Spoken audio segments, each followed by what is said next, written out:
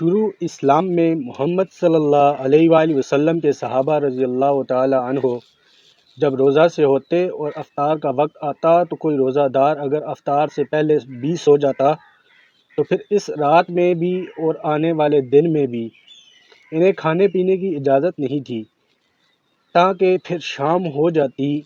پھر ایسا ہوا کہ قیس بن سرما انصاری رضی اللہ تعالی عنہ بھی روزہ سے تھے۔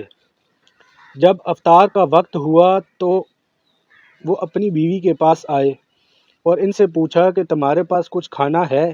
انہوں نے کہا اس وقت کچھ نہیں ہے، لیکن میں جاتی ہوں کہیں سے لاؤں گی۔ دن بھر انہوں نے کام کیا تھا اس لیے آنکھ لگ گئی۔ جب بیوی واپس ہوئی تو انہیں سوتے ہوئے دیکھا تو فرمایا افسوس تم محروم ہی رہے۔ لیکن دوسرے دن وہ دوپہر کو بے ہوش ہو گئے۔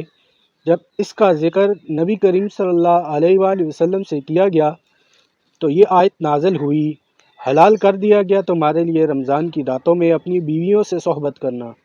اس پر صحابہ رضی اللہ تعالی عنہ بہت خوش ہوئے اور یہ آیت نازل ہوئی، کھاؤ پیو یہاں تک کہ ممتاز ہو جائے تمہارے لیے صبح کی سفیدی دھاری، صبح صادق سیاہ دھاری، صبح قاذب سے